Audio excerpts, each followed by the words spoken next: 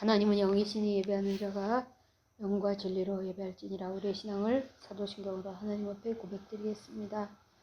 나는 전능하신 아버지 하나님 천지의 창조주를 믿습니다. 나는 그의 유일하신 아들 우리 주 예수 그리스도를 믿습니다. 그는 성령으로 잉태되어 동정녀 마리에게서 나시고 본디오 빌라도에게 고난을 받아 십자가에 못 박혀 죽으시고 장사된 지 사흘 만에 죽은 자 가운데서 다시 살아나셨으며 하늘에 오르셔 전능하신 아버지 하나님 우편에 앉아 계시다가 거기로부터 살아있는 자와 죽은 자를 심판하러 오십니다. 난 성령을 믿으며 거룩한 공교회와 성도의 교제와 죄를 용서받는 것과 몸의 부활과 영생을 믿습니다. 아멘. 518장 찬양 드립니다. 518.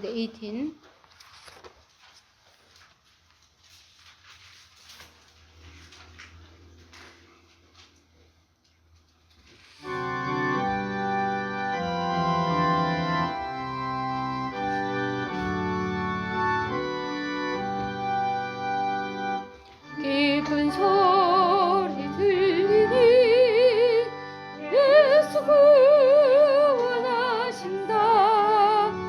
만민에게 전하라. 예수 구원하신다. 주님 명령하시니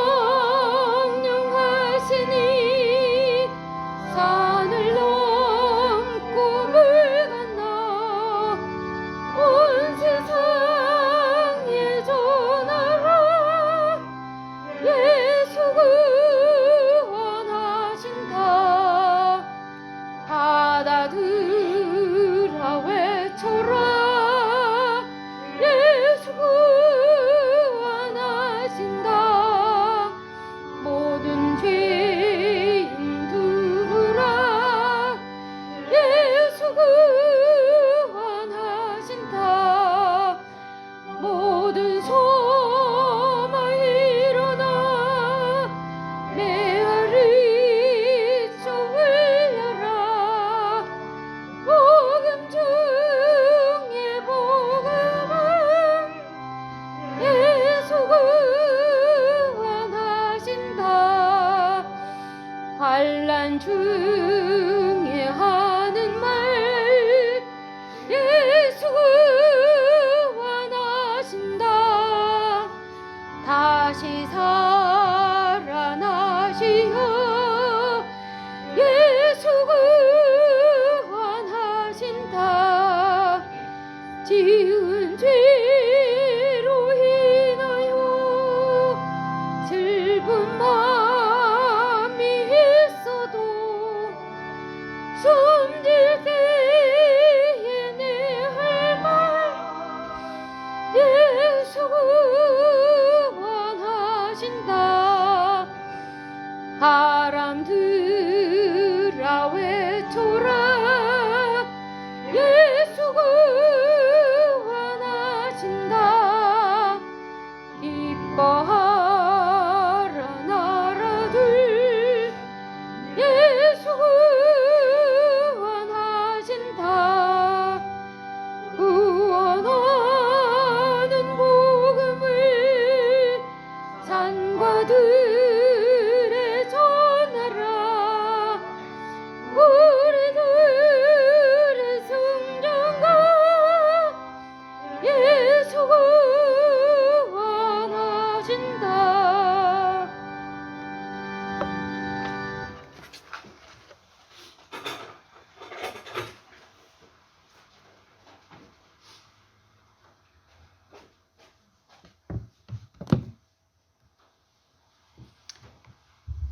기도하겠습니다.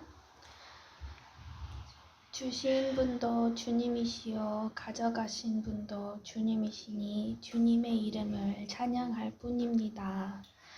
항상 주님을 찬양합니다. 좋을 때 우리는 당신을 찬양합니다. 그러지 않을 때도 우리는 당신을 찬양합니다. 당신은 나의 기쁨이요 희망이시니 당신을 찬양합니다. 하나님 아버지 감사합니다. 우리를 하나님의 자녀를 불러주시고 사단의 손에서 우리를 구원해 주시고 우리에게 자유와 새 생명을 주시니 감사드립니다. 하나님 아들의 피로 우리를 깨끗하게 씻어주셔서 감사합니다. 아침마다 새로운 자비를 베풀어 주셔서 감사합니다. 하나님, 나를 사사히 살펴보시고 내 마음을 알아주십시오. 하나님, 내 속에 깨끗한 마음으로 창조하여 주시고 내 속에 견고한 심령으로 새롭게 하여 주십시오.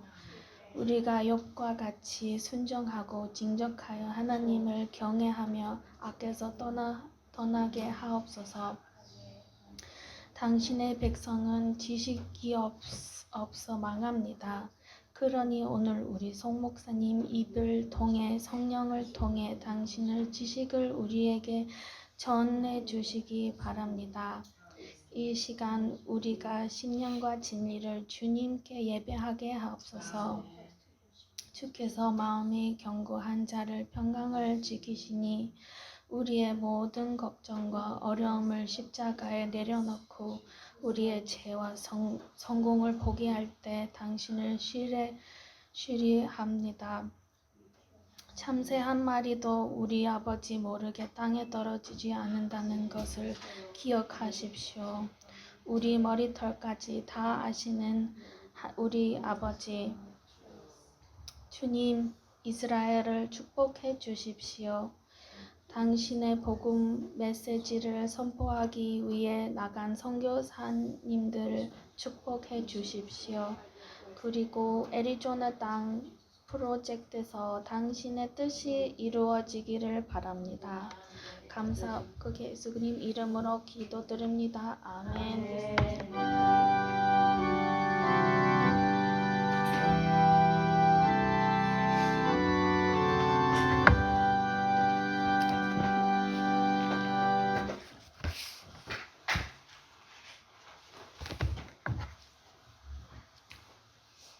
하나님 말씀, 수요 예배 하나님 말씀은 누가복음 9장 보겠습니다.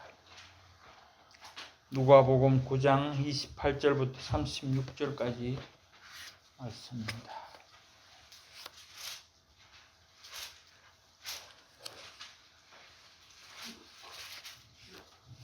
(9장) 28절부터 36절까지 말씀 한 절씩 우리 교독하겠습니다. 제가 먼저 한 줄 보겠습니다.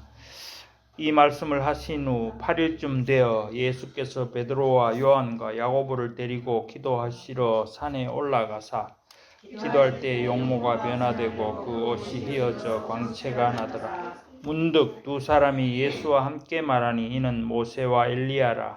영광 중에 나타나서 장차 예수께서 예루살렘에서 별세하실 것을 말하시되 베드로와 및 함께 있는 자들이 깊이 졸다가 온전히 깨어나 예수의 영광과 및 함께 선 두 사람을 보더니 두 사람이 떠날 때 베드로가 예수께 여짜오되 주여 우리가 여기 있는 것이 좋사 우리가 초막 셋을 짓되 하나는 주를 위하여 하나는 모세를 위하여 하나는 엘리야를 위하여 하사이다 하되 자기가 하는 말을 자기가 알고 있더라. 이 말할 즈음에 구름이 와서 그들을 덮는지라. 구름 속으로 들어갈 때 그들이 무서워하더니 구름 속에서 소리가 나서 이르되 이는 나의 아들 곧 택한 자라. 너희는 그의 말을 들으라 하고 같이 합니다. 소리가 그침에 오직 예수만 보이더라. 제자들이 잠잠하여 그 본 것을 무엇이든지 그때에는 아무에게도 이르지 아니하니라. 아멘. 영광과 존귀를 받으시기 합당하신 성삼위 하나님께만 모든 영광 올려드립니다. 오늘 수요일 저녁에 또 저희들 주님 앞으로 나올 수 있도록 큰 은혜 베푸심을 감사드립니다.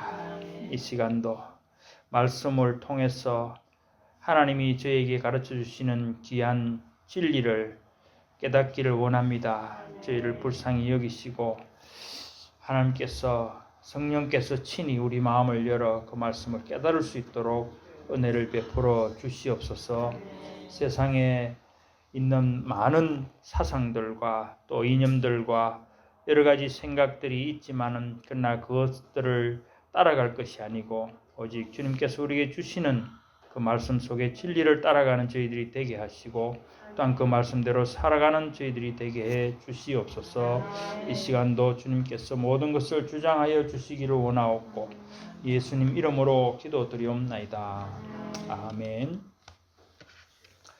예, 오늘 읽은 본문 우리가 잘 아는 변화산 사건이라고 하죠. 변화산이라고 해서 이 산 이름이 변화산인 것은 아닙니다. 1절에 나오듯이 그냥 산이죠. 그러니까 마태, 마가, 누가 이 공관복음에 똑같이 나오는 내용이지만은 그 산 이름을 모릅니다. 그렇지만은 이제 이 산에서 그 내용에 보듯이 예수님께서 영광스러운 모습으로 변화하셨기 때문에 그냥 우리가 이제 변화산이라 그렇게 말을 하는 거죠. 근데 가만히 또 보면 오늘 이 말씀에는 물론 NIV 성경에는 보면은 A Mountain 이렇게 돼 있고 제가 갖고 있는 ESV는 The Mountain 돼 있어요. 그리고 그 헬라어를 찾아보니까 정관사가 앞에 있더라고요. 그러니까 정관사가 있다는 것은 누가는 그 산이 어딘지를 분명히 알았는 것 같아요. 근데 마태와 마가는 high mountain 높은 산 그렇게 돼 있어요. 정관사가 아니고 그냥 높은 산 이래 돼 있는데 아마 마태와 마가는 그 산이 어딘지를 몰랐던 것 같아요. 그렇지만 2000년 지나면서 그것이 정확하게 어딘지 하는 것은 지금은 알 수가 없습니다. 그러나 이제 전통적으로는 갈릴리 가까운 거기 다볼산이다고 말을 하기도 하고 아니면은 이 사건이 일어난 것이 그러니까 베드로의 그 신앙 고백이 가이사랴 빌립보에서 있었는 바로 직후에 이 사건이 일어났기 때문에 가이사랴 빌립보에 가까운 산은 헐몬산이다 이렇게 말을 하기도 합니다. 어쨌든 이 변화산이 이름이 아니고 어떤 산이었다고 그렇게 알기를 바랍니다.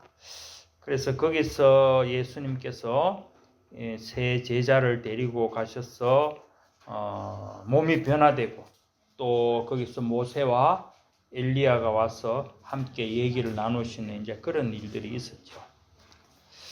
그래서 이 변화산 사건은 사실은 그 내용적으로 봐서는 예수님이 인간으로 오셨지만은 여기 올라가셔서 영광스러운 모습, 그러니까 하늘에 계실 때와 같은 그런 모습으로 변화된 그런 사건이기 때문에 이것은 사실은 그 내용적으로는 아주 중대한 사건으로 봐야 된다는 거죠. 우리는 잘 아는 성육신이라든지 십자가 사건이라든지 부활, 성천 이런 것 못지않게 예수님이 참 하나님이시라는 것을 보여주는 정말 그런 사건이기 때문에 상당히 상당히가 아니고 5대 사건 중에 그러니까 성육신, 순환, 부활, 성천 그 다음에 이 변화산 사건이라 그렇게 말할 수 있다는 거죠. 그래서 그만큼 중요하기 때문에 공관복음에서 공통적으로 거의 같은 내용을 기록하고 있다. 그렇게 볼 수가 있습니다. 예수님이 베드로와 요한, 야고보를 데리고 변화산에 올라가셔서 기도하는 가운데 이런 변화된 영광의 모습을 보여주신 배경과 이유는 이렇습니다. 그러니까 왜 예수님이 올라가셔서 그렇게 영광스러운 변화된 모습을 보여주셨을까 그 말이죠.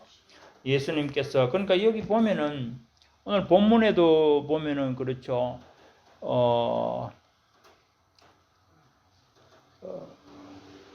그 위에 바로 18절부터 쭉 나오는 것이 이제 마태복음 우리 잘 아는 16장 16절 그 신앙 고백이 나오는 그 장이라든지 또 마가복음도 9장인가 그런데 거기 똑같은 내용이 나오는데 거기 보면은 그렇습니다. 20절에 보면 예수께서 이르시되 너희는 나를 누구라 하느냐.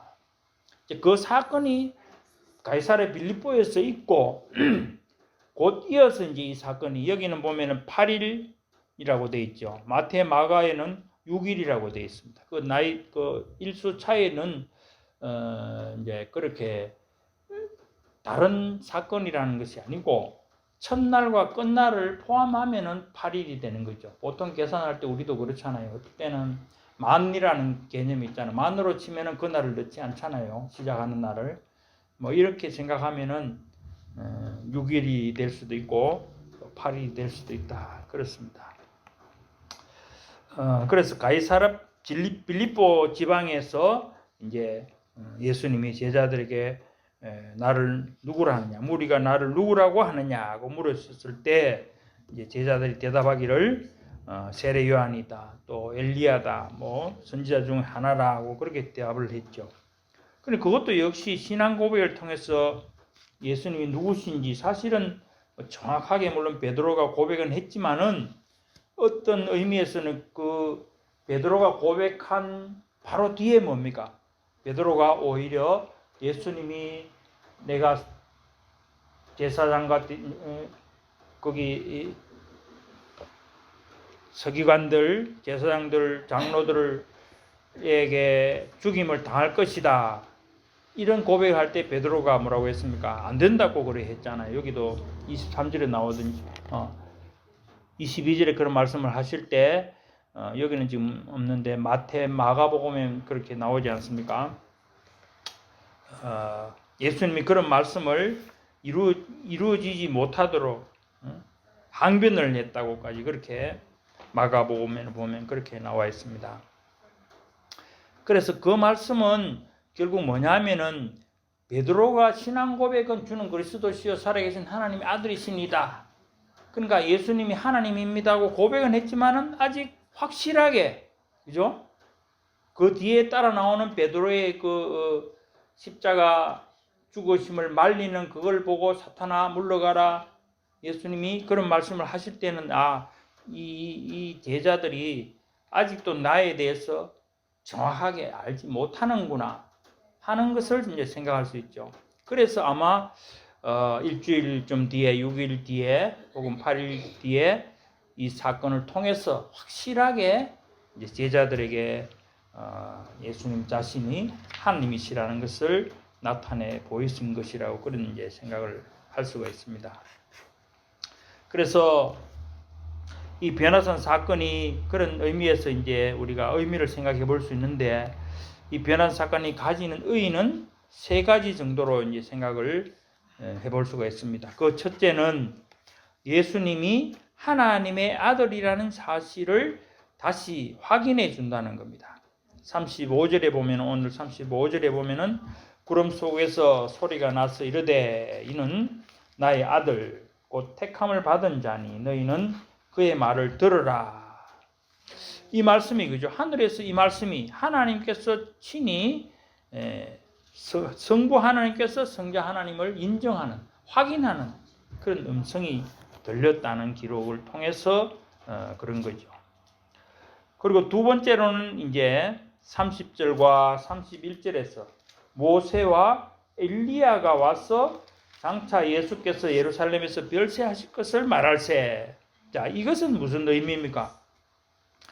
이것은 우리가 알듯이 모세는 토라, 모세 오경, 엘리야는 모든 선지자의 대표로서 선지서.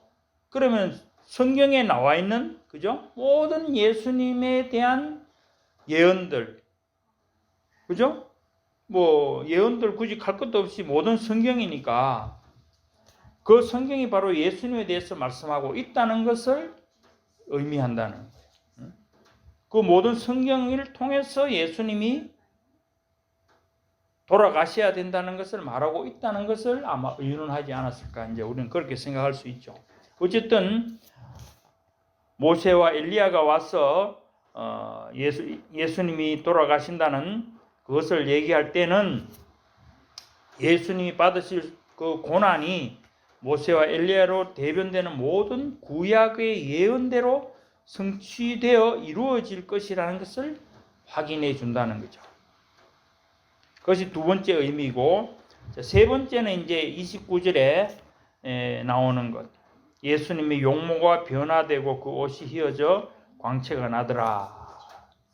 자, 첫 번째는 음성을 통해서, 하늘로부터는 음성을 통해서. 두 번째는 모세와 엘리야, 즉 성경 말씀을 통해서, 성경을 통해서 예언된 것을 확인시켜주고, 세 번째는 그 용모가 변화됐다는 건 뭐냐? 바로 예수님의 영광의 모습, 즉 천상의 모습이에요. 천상의 모습. 그리고 그것은 장차 회복되는 예수님의 그 영광과 또한 그런 모습을 보여준다는 거죠. 그걸 통해서 또 우리에게도 그런 영광의 옷을, 그죠? 입게 될 소망을 갖게 해주는 그런 의미가 있다는 겁니다. 자, 그래서 이 세 가지, 그러니까 그냥 우리가 변화된 사건이 뭐 예수님이 모세와 엘리야가 와서 뭐 예수님이 변화가 되었어, 그런 것이 아니고 이 세 가지, 그것을 통해서 이 세 가지를 말씀해 주고 있다는 겁니다. 그런데 이런 변화된 사건 현장에서 베드로와 함께한 제자들은 예수님과는 전혀 상관없는 딴 모습을 보여주고 있습니다. 예수님은 장차 자신이 받을 고난을 얘기하고 또 받을 영광을 보여주심으로 우리도 그리스도와 같이 받을 그 영광을 위하여 고난도 함께 받아야 할 것이라는 것을 보여주시며, 또 그렇게 했는데 베드로와 두 제자는 잠을 자며 잠결에 산 아래에서 고생하는 그런 산 아래로 내려가지 말고 여기에 초막셋을 짓고 살자는 말을 하고 있다는 겁니다. 자, 예수님께서는 자신의 본래의 모습, 또 그것이 구약 성경을 전체를 통해서 예언되어 있는 그것이 지금 성취되고 있다는 그런 것들을 또 하늘의 음성을 통해서 보여주고 있는데, 같이 올라간 이 세 제자는 자고 있었다는 거죠. 자고 있었다. 완전히 다른 세상이죠. 그래서 이런 베드로와 또 요한과 야고보, 이 세 제자가 하는 이런 참 행동, 또 거기다가 베드로가 뭐라고 했습니까? 초막셋을 짓겠다는 이제 그런 말들이 도대체 이게 이 제자들이 보여주는 이런 건 또 뭐냐? 정말 그 분위기 파악을 못하는 거잖아요, 사실은. 그러니까 이 우리의 모습이라고 할 수 있겠죠. 예수님은 인간의 몸을 입고 이 땅에 오셔서 우리를 위해서, 우리를 대신해서 십자가에 달려서 피 흘리시며 돌아가시는 그런 일을 지금 이걸로 봐서는 앞두고 있고 그런 일을 치루시는데, 제자된 우리는 제자들과 또 우리는 그것과는 아무 상관없이 졸고 앉았다. 아니면은 얼떨떨하이 여기 있는 게 좋사오니 예수님 우리 같이 여기 삽시다. 이런 세상 가운데 있었다는 거죠. 정말 우리의 모습 참 망령된 그런 모습이 아닐까, 이런 생각을 할 수 있다는 겁니다. 그래서 오늘 이런 제자들의 모습을 생각해 보면서 우리의 신앙 상태는 어떤가? 제자들이 아직은 그러니까 뭔가 부족하고 그렇게 주는 그리스도시요라고 고백했으면서도 그 말 자체가 무엇인지 아직은 확신을 가지지 못하는 그런 상태에 있는 제자들, 그것을 우리가 함께 생각해 보자는 겁니다. 자, 첫째로 여기서 베드로는 하나님의 일이 아니라 사람의 일을 생각했습니다. 자, 이거는 그 앞에서 가이사랴 빌립보에서 베드로가 한 그것과 똑같은 말씀이죠. 마태복음 16장에 보면은 그렇습니다. 우리가 잘 아는 말씀이죠. 거기 보면은 나오지 않습니까? 주는 그리스도시요 살아계신 하나님의 아들이시니다. 그 말을 하고 22절에 보면, 마태복음 16장 22절에 보면은 그렇습니다. 베드로가 예수를 붙들고 항변하여 이르되 주여 그리 마옵소서, 이 일이 결코 주께 미치지 아니하리이다. 그러니까 그 앞에 21절에는 분명히 예수님이 자기가 예루살렘에 올라가 장로들과 대제사장들과 서기관들에게 많은 고난을 받고 죽임을 당하고 제3일에 살아나야 할 것을 제자들에게 말씀을 하자마자 베드로는 뚱뚱 소리를 하는 거예요. 절대 그런 일이 일어나면 안 됩니다. 그런 일이 일어날 수가 없습니다. 이 항변이라는 말 자체가 막 나무라는 거예요. 예수님이 대드는 거죠. 무슨 소리 하고 있습니까 지금? 그런 식으로 가는 겁니다. 그러니까 이게 왜 그렇습니까? 결국 이것은 그러니까 한마디로 그때까지의 유대인들의 메시아관이에요. 그게 메시아관, 그죠? 메시아에 관한 생각, 메시아가 오시면 어떻게 될 것이다, 무엇을 할 것이라는 생각이 베드로도 역시 마찬가지였다는 것이죠. 고백은 그리스도다. 주는 그리스도시요 하나님의 아들이라고 고백했지만은 정말 하나님의 아들로서 하나님이신 것을 그것까지는 못 나갔다는 거예요. 하나님의 아들이니까 그냥 참 인자, 사람으로서 그렇게 말하는 그런 정도로 생각했다는 거죠. 또 어떤 면에서는 뭐 그런 말을 할 수 있는 사람은 선지자 뭐 이렇게 생각한다는 거죠.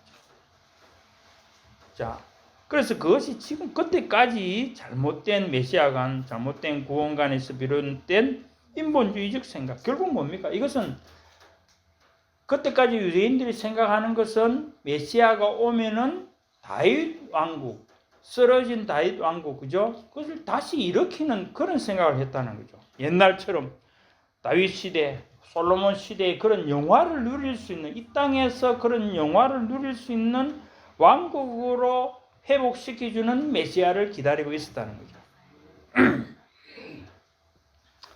그런데 그런 메시아가 왔다고 속으로는 좋아하고 이 제자들이 같이 따라다니는 이유 중에 가장 큰 것이 그거예요. 뭡니까? 메시아는 다윗 왕처럼 왕이 되면은 거기 다 한 자리씩 할 것이라고, 뭐 직접 그런 말이 없지만은 은연중에 메시아관이라는 데는 그런 것이 포함되어 있다는 거죠. 메시아가 오면은 그렇게 이스라엘이 다시 회복된다는 그런 생각이 있었다는 거예요.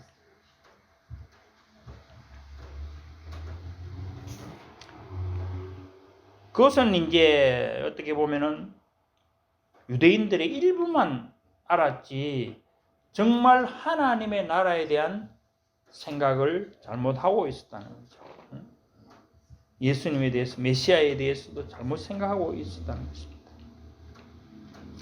이것은 반드시 성취되어져야 할 그런 하늘나라의 일인데 그것보다는 사람의 일, 즉 이 땅에서 왕국이 되고 또 그 밑에서 한 자리씩 얻어서 잘 먹고 잘 사는 이제 그런 일들만 생각을 했다는 거죠. 그렇지만 예수님의 순환, 예수님이 고난을 받고 돌아가셔야 된다는 그것은 구약 성경이 예언하고 있는 내용의 성취라는 겁니다. 예수님이 십자가 순환은 우리의 죄를 구속하기 위한 약속된, 즉 예정된 길이라는 겁니다. 이사야 53장 5절에 그가 찔림은 우리의 허물 때문이요 그가 상함은 우리의 죄악 때문이라. 그가 징계를 받음으로 우리는 평화를 누리고 그가 채찍에 맞음으로 우리는 나음을 받았다라고 했습니다. 자, 이런 말씀이 있음에도 불구하고 베드로는 아직도 예수님을 이 땅에서 구원을 이루고 이스라엘을 새롭게 회복하여 세울 임금이 될 것이라고 생각하고 있었다는 거죠. 그러니까 이 사건이 있기 바로 전에 오병이어 사건이 있고 또 요한복음에 보면 뭡니까? 붙들어서 예수를 왕으로 세우려고 그랬다고 그런 말이 있지 않습니까? 그러니까 그 사람들은 의식주를 해결하고, 그죠? 경제적 문제, 정치적인 문제, 로마로부터 독립하는 그런 문제들을 해결하는 메시아를 생각했다는 겁니다. 그렇기 때문에 예수님이 그런 예수님 왕이 되어야 할 예수님이 뭐 며칠 있다가 뭐 고난을 받고 순환을 받고 죽어야 된다, 죽을 것이다 하고 하니까 깜짝 놀라는 거죠. 사실 그것이 이제 말하자면은 스캔들이죠. 있을 수 없는 일이라는 거예요. 메시아가 어떻게 죽느냐? 그러는 겁니다. 그래서 말리는 겁니다. 요한복음 6장 29절에 보면 하나님께서 보내신 이를 믿는 것이 하나님의 일이니라고 말씀을 하고 있습니다. 하나님이 보내신 이, 곧 예수님을 구세주로 믿는 것이 구원이며 하나님이 하시는 일이라는 것입니다. 그런 구세주 예수님을 믿지 아니하고 그의 말씀을 믿고 순종하지 아니하며 오히려 거역하는 것은 사람의 일이며 마귀의 일인 것입니다.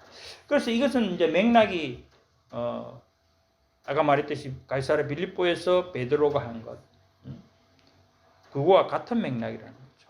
그러니까 제자들도 베드로도 아니 이럴 수가, 우리가 3년 동안 지금 따라다니고 있는데 예수님이 돌아가시면 우리는 뭐야? 안 됩니다. 이제 그 말이 나오는 거예요. 우리가 다시 내가 그러면 그물을 다 던져 버리고 왔는데 다시 그러면 가서 업으로 하란 말이냐? 이거죠. 그런 일은 있을 수 없다는 겁니다. 예수님이 지금 임금이 되어야지만 그를 수행하면 보좌하던 제자들도 좋은 자리, 높은 자리에 올라갈 수 있을 것이기 때문에 그렇게 만류를 했던 것입니다. 그러나 그것은 사탄의 소리였습니다. 이 땅에서 잘 먹고 잘 살 수 있다는 생각에 사로잡혀 하나님의 말씀을 거스르는 것이 바로 사탄의 일입니다. 사람이 하나님의 일을 생각하고 행하지 않는 것은 바로 사탄의 일이고 마귀의 일입니다. 베드로는 지금 사탄의 도구가 되어서 예수님을 넘어뜨리려는 공작에 이용을 당하고 있는 것입니다. 그래서 예수님도 사탄아 물러가라 하신 겁니다. 고난의 종으로 오신 예수님의 십자가 고난은 피할 수 없는 길입니다. 그 길을 통해서만이 우리의 죄를 대속할 수 있고 그 길을 통해서만이 하나님의 공의를 만족시킬 수 있기 때문입니다. 그러니까 대속한다, 이 공의를 만족한다는 것은 우리 죄를, 그죠? 죄를 그냥 용서해 주는 것이 아니고 누군가 우리가 벌을 안 받아도 우리 대신에 벌 받는 것이 반드시 만족돼야 된다는 그 말입니다. 그걸 예수님이 하셨다는 거죠. 그래서 고난을 받지 않고도 영광을 얻을 수 있다는 것은 바로 마귀의 시험이었습니다. 예수님이 광야에서 마귀에게 시험을 당하실 때에 마귀에게 엎드려 절만하면 천하 만국과 그 영광의 모든 것을 다 준다는 것이 바로 마귀의 세 번째 시험이었습니다. 그러니까 십자가 무슨 필요했어? 나에게 절만해, 내가 다 줄게. 그것이 바로 마귀라는 거죠. 십자가 없는 영광은 없는 것입니다. 베드로는 지금 예수님께 그처럼 고난을 피하고 영광에 들어가실 것을 간청하고 있는 것입니다. 십자가의 고난은 피하고 세상의 왕이 되실 예수님만을 생각하고 그를 따라 고생과 수고가 없이 상 받을 것만 생각하는 베드로의 생각은 어리석은 인간의 생각이었습니다. 그렇습니다. 십자가의 고난, 3년 동안 예수님 따라다니는 정도는 아주 거저먹기죠. 물론 잠잘 곳이 불편하고 하는 그런 것이 있었을지라도 3년 정도 그래 하고 왕의 신하가 되어서 벼슬을 할 수 있다면은 그 정도에 얼마든지 참을 수 있겠죠. 그것이 인간의 생각이라는 겁니다. 자, 그래서 그런 생각을 어떻게 보면 오늘날 세계도 만연하고 있습니다. 많이 믿는 사람만 그렇다는 것이 아니고 안 믿는 사람도 십자가를 싫어하니까, 그래서 교회에 나오지 않는 이유도 그거거든요. 뭘 꼭 그렇게 해야 되느냐? 내 하고 싶은 거 실컷 하고 살 수 있는데 왜 그러냐? 이제 그것이 세상이죠. 자, 이것은 예수님이 메시아인 줄 모르는 모든 유대인들의 생각이었습니다. 3년 동안 따라다니던 베드로, 제자들도 이 정도인데 예수님을 죽이려고 계속 뒤에만 엿보고 있는 유대인들은 어떻겠습니까? 더하다는 거죠. 메시아가 십자가에 달려 죽는다는 것은 도저히 믿을 수 없는 스캔들이라고 하지 않았습니까? 유대인들은 그때뿐 아니라 지금까지도 그런 생각에 붙잡혀 있는 것입니다. 그러니까 예수님을 선지자 중 뭐 예수님 인정은 하면서 선지자 중 하나 정도로 뭐 그거는 이슬람교에도 뭐 예수 뭐 선지자 중에 하나라고 말을 한다는데 그거 소용없다는 거예요. 십자가가 자기 죄를 사하는 것인데 십자가 없이 그렇게 말을 한다는 것은 아무 의미가 없는 거죠. 내 속의 주 고난의 예수님을 알지 못하고 영광의 주만 생각하고 자기들도 그렇게 되기만을 바라는 이기적인 존재가 바로 인간인 것입니다. 그러니까 베드로도 영광의 모습을 변화산에서 봤는데 그 바로 이어서 그러니까 십자가에 달려 죽으실 것이라 돌아가실 것이라는 것에 대해서는 눈을 감아버린다는 거죠. 그거 필요 없고 그냥 여기서 그냥 예수님 그냥 살면 됩니다. 그런 얘기라는 거죠. 자, 그러나 바울은 골로새 교인들에게 이렇게 말했습니다. 내가 이제 너희를 위하여 받는 괴로움을 기뻐하고 그리스도의 남은 고난을 그의 몸된 교회를 위하여 내 육체에 채우노라. 바울이 그랬죠. 우리가 받는 고난과 수고는 그리스도의 고난에 참여하는 것이고 그의 몸된 교회를 바로 세우는 하나님의 일이 되는 것입니다. 어리석고 이기적인 인간은 언제나 자기만 생각하고 눈앞의 이익만을 바라며 하나님 말씀을 자기의 편리한 대로 재단을 하여 자기에게 도움되는 것만 좋게 여기고 자기를 합리화해서 전하는 오류에 빠지게 되는 것입니다. 근데 베드로를 보면은 사실은 그런 걸 잊어버리는 것 같아요. 예수님이 며칠 전에만 해도 내가 고난을 받고 죽었다가 3일 만에 살아날 것이라고 말했는데도 지금 변화산에서 그거 다 까먹었잖아요. 물론 자다가 일어났으니까 뭐 그랬을지 모르지만은. 그러니까 편리한 대로 기억력 자체가 어쩌면 편리해요. 생각하기 싫은 걸 잊어버리고 자기 좋은 것만 생각하는 그런 머리라고 할까요?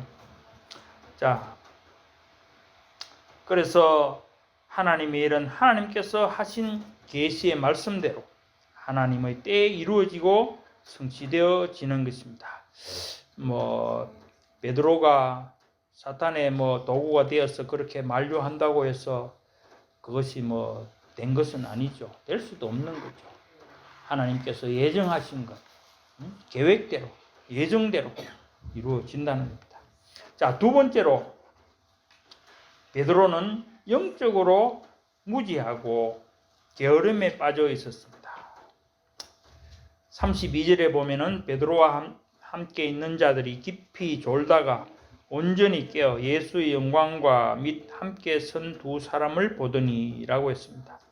여기서 졸다라는 말은 원어상으로는 꾸벅꾸벅 존다 이런 정도의 의미가 아니고 깊이 잠들었다는 그런 말입니다. 사실 영어로는 좀 그런 표현이 되는데 깊이 잠들었다. 그러니까 뭐 이 말 자체가 전에는 성경에 고나여 졸다가 이래 돼 있는데 그래도 그건 좀 나은데 지금 개역 개정 보세요. 깊이 졸다가 돼 있어요. 이게 말이 맞습니까? 내가 가만히 오늘 보다가 그렇더라고요. 조는데 깊이 졸았대요. 깊이 자다가 하면 맞는데 졸다가 조는 것도 깊이 조는 것도 있고 그런지 모르겠어요. 그냥 번역을 좀 이런 것도 이상한 거예요. 그리고 고나에 졸다가 어쨌든 본래 의미는 아주 막 그냥 잤다는 거예요. 아주 뭐 그냥 자버렸다. 깊이 잠들었다는 거예요. 그런 깊이 잠들다가 그리고 온전히 깨어나. 온전이라는 것도 전에 성경에 아주 깨어 아주라는 것도 그러니까 완전히 깼다는 겁니다. 뭐 얼떨결에 그러니까 일이 일어난 것을 보면은 올라가서 예수님이 기도하셨을 거고 그럼 제자들도 기도를 해야 되는데 기도한 것이 아니고 깊이 잠들어 버렸다는 거죠. 그런데 이 모세와 엘리야가 와서 예수님과 얘기를 하니까 응급결에 깜짝 놀라서 이제 깨었다는 그런 이제 상황이 됩니다. 그래서 같은 사건을 기록한 마태복음과 마가복음에는 졸았다는 표현이 없는데 이 누가복음에만 졸았다는 기록이 나와 있습니다. 그러니까 잔다는 기록이 다른 데는 없는데 누가복음에 있다는 겁니다. 그러니까 이들은 예수님이 기도하고 계신 가운데도 태평으로 깊이 잠을 자다가 빛나는 광채와 예수님과 모세, 엘리야의 말소리에 놀라 응급결에 잠이 깼다는 그런 말이 되는 것입니다. 정말 이 얼마나 한심스러운 모습입니까? 물론 제자들이 예수님의 수발을 들고 따르는 무리들을 제어하는 그런 일들을 하다가 보면은 예수님보다 피곤할 수도 있을 것이라고 이해할 수도 있습니다. 그러나 이런 일이 적어도 이분만은 아니었습니다. 물론 예수님은 하고 싶은 거 하지만은 제자들은 또 이렇게 여러 가지 다른 잡다한 일들을 하기 때문에 더 피곤할 수도 있겠죠. 그러할 수도 있겠지만은 그렇다고 해서 이렇게 잠들 정도로, 그리고 이것이 한 번만이 아니다. 겟세마네 동산에서도 그런 일이 있었죠. 예수님이 땀이 핏방울같이 되도록 기도하실 때에도 그들은 잠이 들어 있었고, 예수님으로부터 너희가 나와 함께 1시간 동안도 이렇게 깨어 있을 수 없더냐라는 책망을 들었던 것입니다.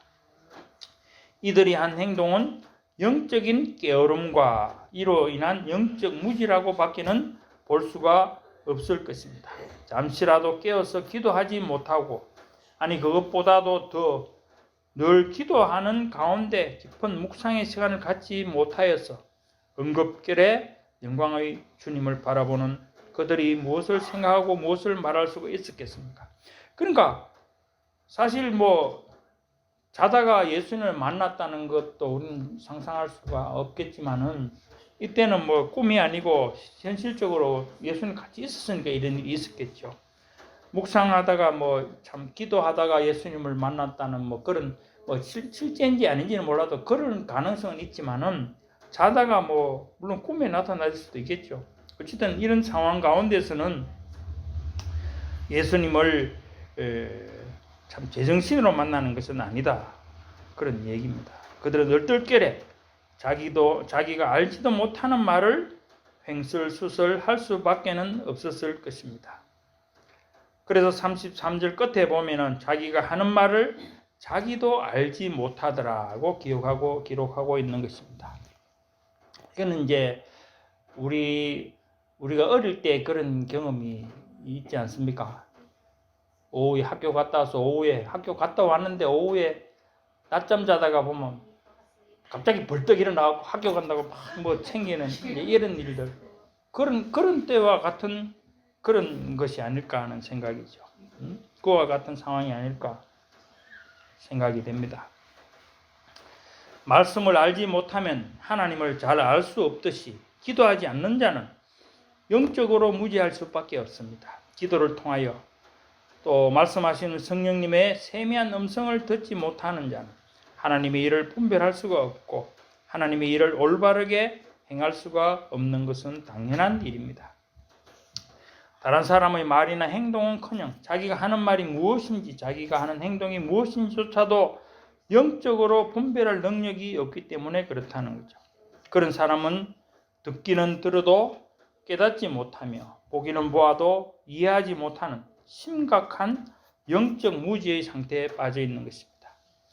그러니까 눈을 뜨고 보는 것 같고 귀로 기울여 듣는 것 같은데도 실제로는 듣지도 못하고 보지도 못하고 그렇다는 겁니다. 겟세마네 동산에서 주님과 함께 기도하지 못했던 베드로는 예수님을 3번이나 부인하였고, 그렇잖아요. 기도하러 따라다니며 특별히 베드로, 요한, 야고보는 특별히 예수님이 데리고 다니면서 기도하러도 가고 했는데도 예수님을 3번이나 부인하고, 또 제자들은 다 달아나 버렸다는 거예요. 이것이 깨어서 기도하지 않고 영적 게으름에 빠져 깊은 잠을 자던 제자들의 모습이었다는 겁니다. 지금 그들은 초막셋을 짓겠다고 함으로써 스스로의 영적 무지나 또는 영적 교만을 드러냈습니다. 모세와 엘리야를 예수님과 분별하지 못하고 같은 위치에 놓았다는 것입니다. 그러니까 초막셋을 모세와 엘리야가 같은 반열인 것처럼 이렇게 대접을 했다는 거죠. 그러니까 이게 큰 잘못이라는 겁니다. 뭐 우리가 뭐 특별히 예수님에 대해서 어떻게 해야 될지 하는 것을 뭐 말하는 것은 아니지만은 어쨌든 그들 그 베드로의 생각은 예수님과 모세와 엘리야가 똑같이, 그 말은 무슨 말이냐? 어쩌면은 그것은 유대인들이 오늘날까지도 예수님을 선지자 중 한 명으로 생각하는 것과 같은 것이라고 말할 수 있다는 거죠. 오늘 제가 이걸 보면서 야, 어떻게 보면은 이 베드로가 지금 이 예수님을 선지자로 생각하는 유대인들의 최초의 그 유대인인가 이런 생각이 들더라고요.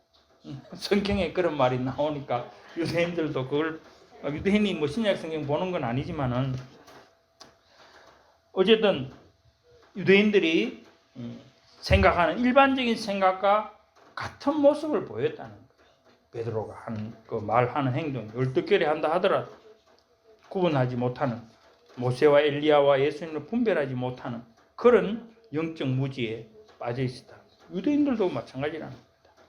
또 이런 사람들은 말하기를 예수님은 죽고 이 땅에 없으니까 예수님을 대신하는, 자기가 예수님과 동등이거나 거의 같다는 말을 공공연하게 해야 되는 것입니다. 이런 말은 이제 로마 교회에서 교황이 그 대부라는 말 자체가 그렇잖아요. 대부, 그죠? 그 신부라는 말이 대부라는 말이죠. 갓파더잖아요, 영어로는. 그렇거든요. 자, 또 그렇고 교회에서도 말씀의 대언자라는 것을 빙자해서 선지자인 것처럼 말을 하는 자도 있습니다. 뭐 요즘 신사도 뭐 이런 비슷한 거죠. 그러나 그것은 교만이거나 영적 무지일 수밖에 없습니다. 만왕의 왕이시고 만주의 주가 되시는 하나님은 오직 한 분이시고 우리를 구속하실 분도 오직 한 분뿐인 것을 우리는 믿고 있습니다. 그 외에 하나님을 대신할 사람은 없으며 하나도 없는 것입니다. 그런 영적 무지나 영적인 교만에 빠지지 않도록 늘 기도하며 말씀으로 묵상하는 우리 모두가 되어야 하겠습니다. 자, 세 번째, 이제 이 변화산에서 제자들의 모습 가운데 이제 세 번째는 현실에 안주하기를 원했습니다. 현실에 안주하기를 원했습니다. 그러니까 뭐 하나님의 일보다 사람의 일을 먼저 생각했다는 거와 뭐 맥을 같이 할 수 있겠는데 현실에 안주했다. 33절에 보면 그렇죠. 아까 말씀을 드렸는데 주여 우리가 여기 있는 것이 좋사오니 우리가 초막셋을 쥐때라고 했습니다. 이것은 베드로가 잠결에 깨어 깊은 생각 없이 응급결에 한 말입니다. 그렇지만 그것은 평소에 마음에 생각하고 있던 그런 말일 것입니다. 돌아가시지 말고 여기서 살자는 그런 말입니다. 그러니까 이 더더욱이 응급결에 나오는 말은 평소에 뭔가 생각하던 말이 튀어나오지 전혀 그거하고 상관없이 새로운 말이 나오지는 않거든요, 보면은. 그래서 그 말이라는 것은 결국 예수님을 말릴 때 항변하면서 예수님 그러면 안 됩니다. 돌아가시면 안 됩니다. 이런 말을 할 정도로 그 베드로의 생각 속에는 안 돼. 예수님이 나와 함께 있어야 돼. 이런 생각이 있었다는 거죠. 그러니까 거기에서도 이제 모세와 엘리야가 왔으니까 더더욱이 좋다 하고 여기 그냥 뭐 초막셋 지고 여기 그냥 살아요 이렇게 말한 겁니다. 예수님을 만나기 전에 특별히 구약 말씀을 공부하고 연구하지도 않았겠지만 사실 제자들 그렇잖아요. 뭐 베드로도 그렇고 뭐 마태나 뭐 특별히 보면은 제자들이 바울처럼 그런 레벨에 들어가는 거죠. 구약에 대해서 뭐 어떤 식견이 있는 제자가 12제자는 중에는 있는 것 같지 않아요. 그렇잖아요. 그러니까 구약 말씀을 특별히 공부하지도 해본 적도 없을 것이고 또 예수님을 따라다니며 예수님 기도하는 동안에 기도는 안 하고 졸고 있고 자고 있는 그런 이제 상황이었다면은, 그죠? 기도하지도 않았고 묵상하는 시간도 없었다는 것을 우리가 짐작을 할 수 있는데, 그러니까 예수님께서 순환을 받고 돌아가실 것이라는 말씀의 본뜻을 깨달을 수가 없었다는 거죠. 이건 구약을 알아야, 그죠? 아까 우리가 이사야서 53장 5절에 읽은 거, 그런 말씀 같은 거, 이런 것을 알아야지, 아, 예수님이 돌아가시겠구나라는 그런 말을 할 때 그와 연관성이 있는지 이런 것들을 생각할 수 있어야 되는데, 평소에 그런 걸 없으니까 무슨 말인지 모른다는 거죠. 그러니까 그런 것은 깨닫지 못하고 그냥 생각나는 것은 예수님이 돌아가시면 높은 자리에 앉을 꿈이 깨어진다는 생각에 고난이 기다리는 산 아래로 내려가지 말고 여기에 초막을 짓고 영광의 모습 그대로 살자는 말일 것입니다. 여세 전에 예수님이 하신 말씀에 따르면 예수님이 장로들과 대제사장들과 서기관들에게 붙잡혀서 많은 고난을 받고 죽임을 당할 것이라고 했는데, 이런 일은 베드로에게 있어서는 결코 일어나서는 안 될 일이었던 것입니다. 그거는 그렇잖아요. 주일날 설교한 것, 요한복음 강의 때 말씀하신 것처럼 마리아가 옥합 그걸 허비하는 거라고 생각하는 것이 절대 안 된다고 한 가룟 유다처럼 그 같은 역할인 거예요. 따져보면은 그거 아니겠습니까? 절대 일어나서는 안 되는 일이라는 거죠. 우리는 옥합 깨뜨리고 거기 300데나리온이 없어지는 것만 생각하고 거기는 또 역적으로 이미 판결나 있는 가룟 유다만 생각하지만, 베드로도 사실은 같은 부류의, 그 당시는 그랬고 지금은 우리가 그 역할을 하고 있는지도 모른다는 겁니다. 모든 것을 버리고 집을 나와서 3년 동안 고생하며 예수님을 따라다니며 온갖 구전 일들을 마다하지 않고 해왔는데, 이제 겨우 사람들이 예수님을 좀 알아주고 조금만 있으면은 메시아로서 이스라엘을 회복할 왕이 될 수도 있고, 그러면 자기도 편하게 쉴 수 있는데 지금 와서 고난을 받고 돌아가신다는 것은 말이 안 되는 것이었습니다. 사실 제자들은 그런 정보를 안 들었겠습니까? 사람들이, 무리들이 예수님을 왕으로 삼기 위해서 찾아다닌다는 것을 제자들은 알았을 거 아니에요. 예수님도 알았으니까 피한 것이고. 그러니까 예수님이 피하더라도 조금만 피하시다가 뭐 왕 되도록 해주신다는 하겠지, 뭐 그런 정도 생각을 했을 수도 있다는 겁니다. 예수님이 돌아가신다는 것은 자신의 모든 노력이 헛것이 되고 오히려 남는 것은 고난과 핍박밖에 없을 것인데 어떻게 그것을 받아들일 수가 있었겠습니까? 그래서 베드로는 지금 이 영광으로도 족하니 그런 위험을 피하고 여기서 그냥 지내자는 현실 안주의 속셈이었던 것이라고 말할 수 있을 것입니다. 예수님의 말씀대로라면 고난과 죽음 외에 더 좋아질 것도 없고 나중 영광이 지금 이 영광보다 더 좋겠는가? 이것으로 족하니 시간만 가면 나도 저런 영광을 얻지 않겠는가? 이런 생각이 아니었겠습니까? 그러니까 예수님 말씀대로 돌아가시고 나면은 우리는 진짜 개밥의 도토리처럼 이 피난 다녀야 될, 도망자가 다녀야 될 그런 상황이 될지 모르는데 이 정도로 충분하다, 뭐 이런 표현이라는 거죠. 이 정도로 충분하니까 그냥 죽지만 마시고 그냥 살아주세요. 그런 정도만 그렇다는 겁니다. 다시 말하면 우리 성도들 가운데도 구원은 얻었으니 대충 살자. 크게 죄되는 것은 피하고 살짝 죄 짓더라도 회개하면 되니까 편하게 살자 하는 것과 같은 말이 아닐까요? 사실은 참 그런 것 같아요. 굳이 말을 하지 않더라도 우리가 어려운 거는 피하고, 그래서 요즘 생각이 더 그런 것 같아요. 정말 이 교회가 자꾸 힘을 잃어가는 것은 저는 그런 생각이 듭니다. 천국을 말하지 않고 지옥을 말하지 않기 때문에 오히려 힘을 잃어가는 것 같은, 저는 그런 확신이 와요. 그러니까 더 천국을 얘기하고 너 당신 안 믿으면 지옥 간다고 바로 찔러서 말해야 될 그런 지금 세상이 아닌가 그런 생각이 들더라고. 그걸 말 안 하고 오히려 뭐 잘 됩니다. 뭐 복 받습니다. 부자 됩니다. 그런 말만 하니까 부자 안 되니까 안 나오려고 잘 못 사니까 안 나오려고 그런 거지. 지옥 간다면 안 나오겠는가 그런 생각이 들죠. 그러나 성도가 그렇게 생각하는 순간 큰 착각을 하고 있다는 것을 알아야 합니다.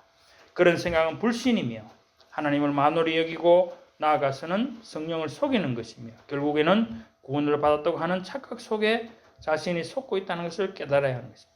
그러니까 지금 이제 세상이 아니고 교회에서 성도들이 세상과 분리되는 것을 아주 두려워한다는 거죠. 오히려 세상과 섞여서 세상처럼 사는 것을 좋아하지 세상과 구분되어서 나는 교회야 너희는 세상이잖아 이렇게 사는 것을 오히려 두려워한다는 거죠.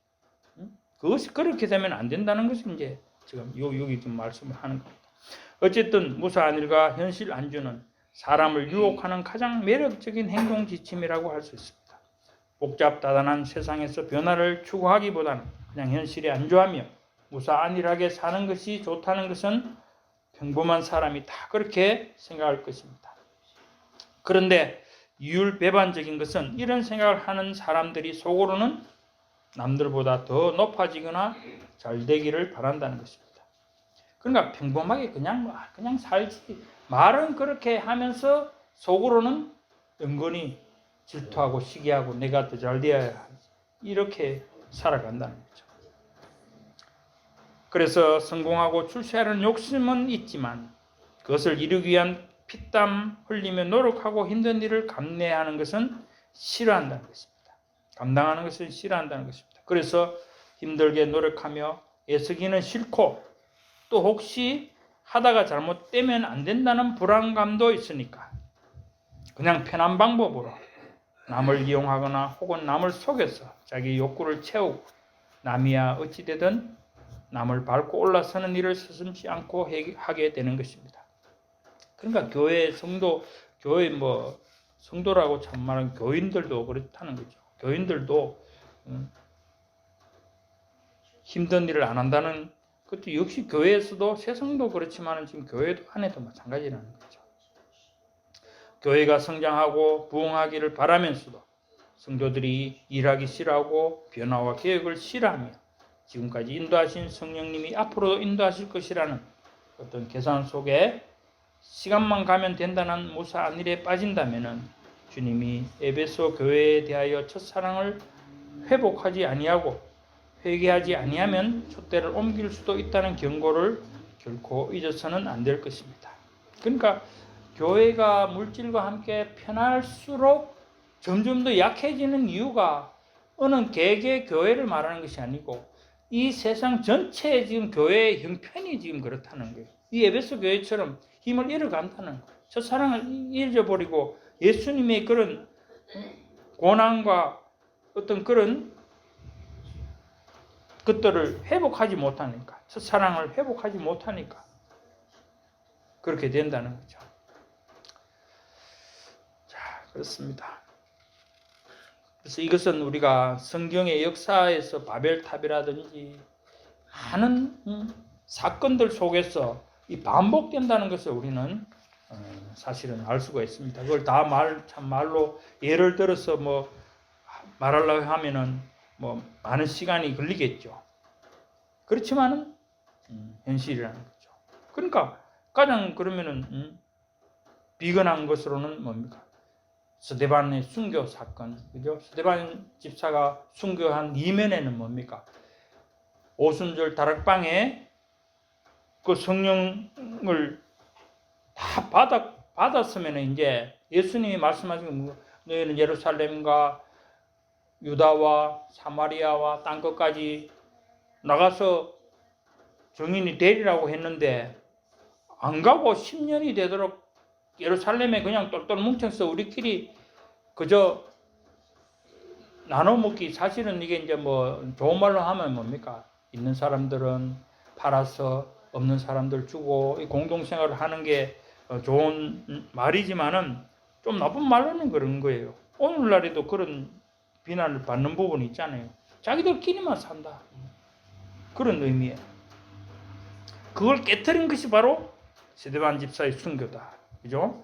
사도행전 8장 1절에 이렇게 말씀을 하고 있습니다. 그날에 예루살렘에 있는 교회에 큰 박해가 있어 사도 외에는 다 유대와 사마리아 모든 땅으로 흩어지니라. 그냥 좋은 게 좋다고 우리끼리 없는 사람 나눠주고 이렇게 막 살면은 안 된다는 거예요. 자, 그렇습니다. 그래서 우리가 뭐 어떻게 해야 될지 하는 것은 우리가 말씀 속에 다 있고 우리가 다 아는 것입니다. 베드로는 예수님께 주는 그리스도시요 살아계신 하나님의 아들이시니이다 라고 확실한 신앙 고백을 했습니다. 그러나 그는 수시로 예수님을 실망시키는, 예수님을 거역하는 언행을 하여 예수님의 책망을 받고는 했습니다. 입으로는 예수님을 주로 시인했지만 그는 이기적이고 잘난 체하는 인간이었고 그런 만큼 그의 삶은 자주 실패하고 좌절하는 나약한 인간이었습니다. 예수님이 잡히시던 날 밤에도 베드로는 자기의 신분을 숨기고 남들보다는 그래도 예수님을 더 많이 생각하는 척 하면서 예수님이 잡혀있는 대제사장의 뜰에 살금살금 들어갔지만 오히려 예수님을 3번이나 부인하고 맹세하며 저주까지 했던 것을 우리는 잘 알고 있습니다. 그런 베드로도 눈물로 회개하고 돌아올 때 예수님은 그를 회복시키고 치유해 주셨으며 순교하기까지 목양의 사명을 감당할 수 있도록 해 주셨습니다. 우리는 베드로보다 잘난 것이 하나도 없는 인간입니다. 그런데도 우리는 베드로를 보며 손가락질을 하고 있는 것은 아닙니까? 아니면 베드로와 같이 변화가 두려워 귀찮아서 무사한 일과 현실 안주에 빠져 있는 것은 아닙니까? 우리의 장막은 이곳이 아니고 천국에 있습니다. 장차 우리가 받을 영광은 지금 받는 고난과는 비교할 수가 없는 것입니다. 우리의 받을 고난을 바라보며 그리스도의 남은 고난을 그의 몸된 교회를 위하여 우리 각자 육체에 채우는 우리 모두가 될 수 있기를 바라겠습니다. 하나님 아버지 감사합니다. 오늘 변화산 사건을 보았습니다. 정말 말씀을 통해서 그 당시에 제자들이 보인 모습이 지금 우리가 이 편안 가운데 살아가는 우리의 모습과 같은 것을 고백드립니다. 하나님 저희를 불쌍히 여기시고 참으로 우리가 가야 할 길을 무지로 인해서 영적 무지로 인해서 또 말씀을 무지를 인해서 알지 못하고 깨닫지 못한다면 저희가 깨달아 알 수 있도록 저희를 도와주시고 말씀을 통해서 또한 깨우쳐 주시기를 간절히 바라고 원합나이다. 오직 말씀을 순종하며 살아가는 것이 저희들이 이 땅에 사는 목적이고 이유이며 또한 그것을 통해서 하나님께 영광을 돌리는 것이 우리의 제일 되는 목적인 줄 믿습니다. 하나님 도와주시고 은혜를 베풀어 주시옵소서. 예수님 이름으로 기도드리옵나이다. 아멘.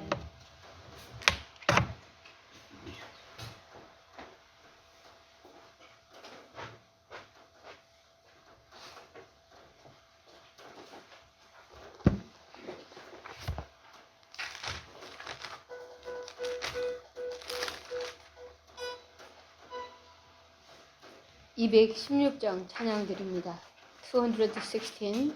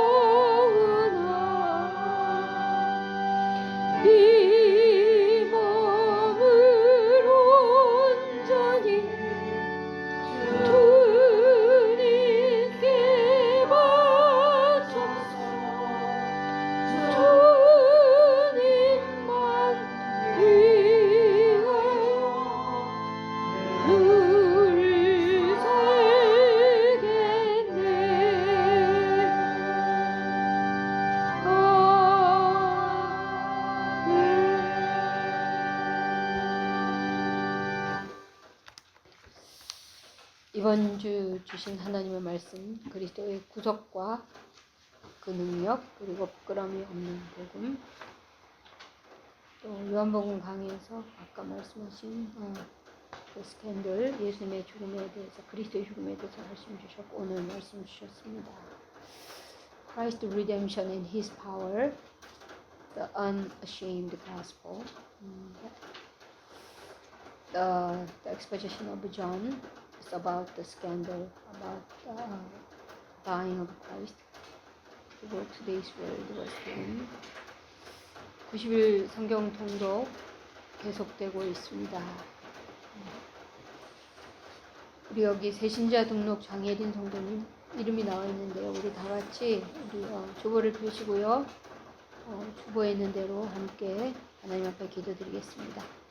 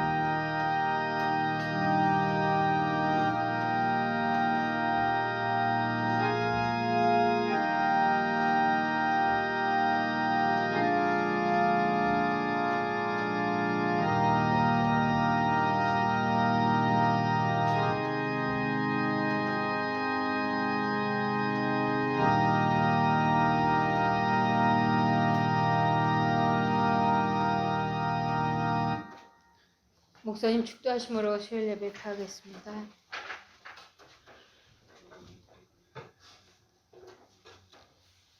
지금은 우리 주 예수 그리스도의 은혜와 하나님 아버지의 극진하신 사랑과 성령님의 내주 교통 충만 위로하시며